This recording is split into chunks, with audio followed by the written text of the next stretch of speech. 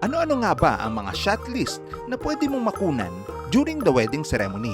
Kung baguhan ka pa lang, posibleng nalilito ka pa. Hindi mo pa alam kung ano yung mga shot list na kailangan talaga. At kung matagal ka nang nagsushoot, posibleng maging dagdag na kaalaman pa rin ito sa'yo. Kaya kung newbie ka man o matanda na, matagal na sa industry, para sa inyo ito. Ito ang 5 eksena na hindi mo dapat palampasin sa isang wedding ceremony. Pagkatapos ng nakaka-tense na bride entrance at receiving, dito na magsisimula ang ceremony. Sisimulan sa pagbasa at susundan ng homily ni Father. Sa puntong ito, si main cam na ang bahalang sumalo niyan. Pero ikaw, as creative, hindi ka uupo na lang at maghihintay na may mangyari. Kaya gumawa ako ng listahan. At ito ang magiging guide mo para magkaroon ng flow ang trabaho mo. Narito ang 5 shot list na dapat mong makunan as creative sa isang wedding ceremony. Number 1. Reaction. Ito yung eksena na ang kukunan mo ay mga reaksyon ng tao sa simbahan, yung nakikinig kay Father. Parang mga ganito. Kailangan mo lang dito ay tripod, steady shots lang, at lens na medyo mahaba. For me, minimum 85mm. Kung may mahaba ka pa like 135mm pataas, mas okay. Kung crop ang camera mo at wala ka namang 85 pa, pwede ka rin naman gumamit ng 50. Lalo na kung nagsisimula ka pa lang at wala ka pang kumpletong gamit. Pero paalala lang, hindi talaga siya kinukunan habang nagsasalita si Father gaya ng ipinapakita sa SDE. Usually kinukunan talaga ito habang hindi pa nagsisimula ang homily. Minsan pagkatapos ng processional, may mga bakanting minuto na hindi pa kagad magsisimula ang misa. Ito ang perfect timing para gawin to. Kung medyo kinulang yung oras mo, pwede mo pa rin itong gawin sa part ng pagbasa. Yung pagbasa mula sa aklat ng Genesis. Hindi pa nagsasalita si Father dyan, kaya kahit papano, pwede ka pa rin makakuha ng pakonti-konti. For me as editor, kung makakakuha ka at least 10 reaction na nakikinig sila or nakatingin sila sa altar, para sa akin, sapat na yon. Makakabuo na ako ng eksena na pwede kong i-flash habang nagsasalita si Father. So may time limit talaga ang pagkuha ng mga eksenang to. Kailangan makumpleto mo siya bago mag-start ang homily ni Father. Kasi once na magsalita na si Father, mas makakabuting maupo ka na rin at makinig. Kung kulang pa yung reaction shots mo, may ibang time pa naman para magawa to. Isa pa sa pwedeng makatulong sa'yo sa pag-shoot ng mga reaction ay ang rule of thirds. Na-explain ko na to sa ibang vlog ko dati, pero para sa mga hindi nakapanood nito, eto, panoorin nyo muna. Rule of thirds. Sa camera natin ay merong settings na pwedeng magpakita ng mga grid lines na kagaya nito. 2 vertical lines at 2 horizontal lines. Sa pinakasimpleng explanation, ilagay lang natin yung subject natin sa alinman dito sa mga lines na nagko-cross. And in this case, dito ko ilalagay si Father sa part na to. If mapapansin nyo, nag-iwan ako ng isang breathing space dito or looking space na parang mayroon siyang kausap. Ganito yung madalas na angulo kapag mayroong mga interview. I don't know, masyadong mahabang explanation ng rule of thirds, pero ito yung pinakasimple na kaya kong ibigay sa inyo sa ngayon.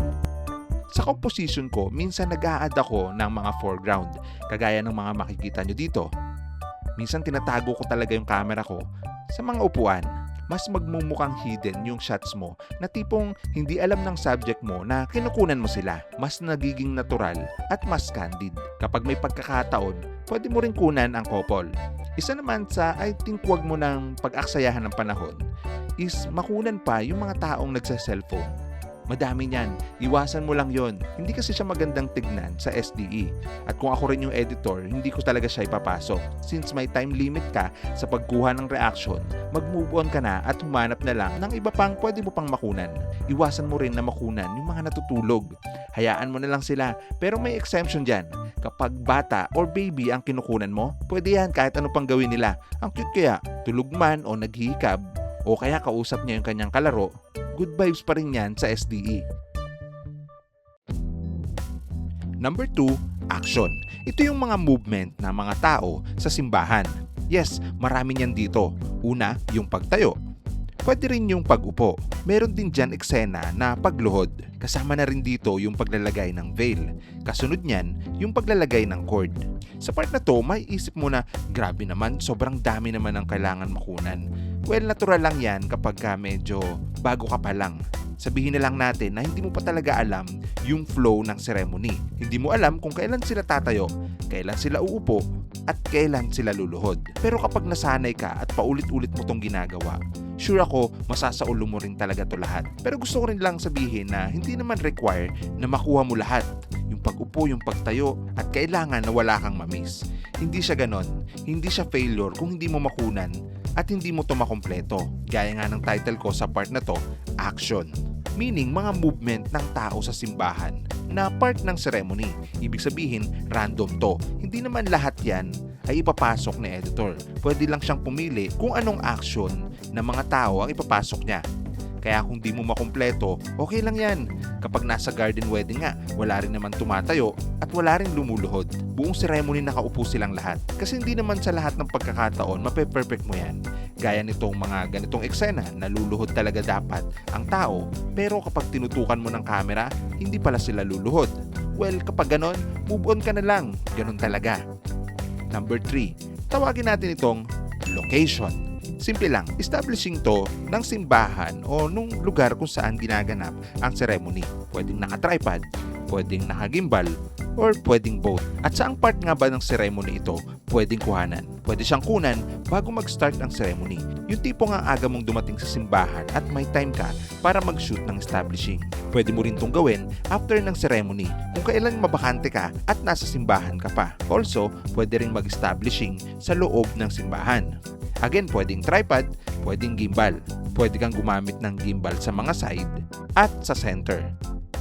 Kung may aerial shot ka, pwede rin. Huwag lang sa loob, syempre.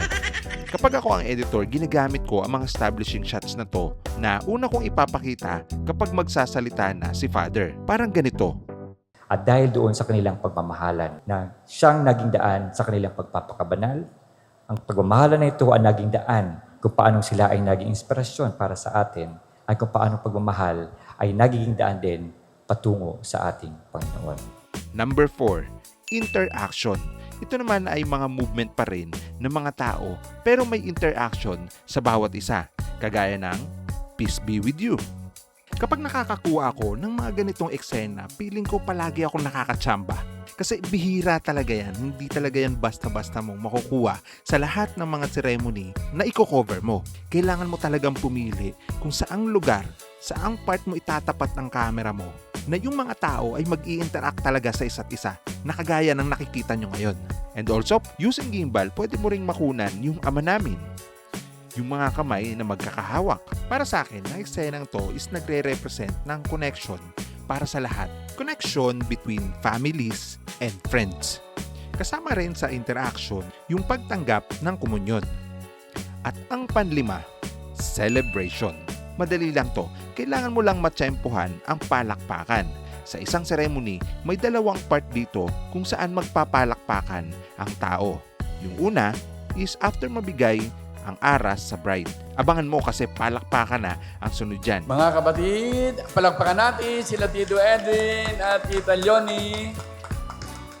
And pangalawa, ang pinaka-obvious, syempre yung kiss the bride. Sa part na to, si main cam ang nasa gitna para kunan yung kiss. Kapag creative ka, pwede ka rin naka-second angle o nakaabang sa mga magpapalakpakan. Pero for me, kung ako yung creative, mas gugustuhin ko na kumuha ng second angle ng Kiss the Bride kesa sa palakpakan. Kasi nakunan ko na rin naman yon kanina. Pero kung kaya ng time ko, kukunan ko pareho. Baka lang magtaka kayo ha. Ang behind the scene ay pinapakita ko sa inyo ngayon ay solo shooter ako. And this is 50th wedding anniversary kaya medyo chill lang. Siya nga pala, kung palakpakan rin lang ang kukunan mo, mas okay kung magmasid ka. Tignan mo muna ang subject mo. Iwasan mo yung mga tao na may hawak na phone.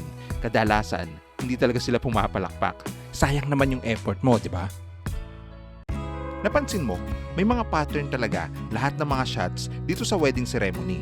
Hindi to tsamba, hindi to aksidenteng nakunan. Alam mo, kapag sanay ka na, malalaman mo kung kailan mangyayari yung mga dapat mong makunan na magaganap pa lang. Kailangan mo lang talagang masanay, konting practice pa, at di mo na namamalayan.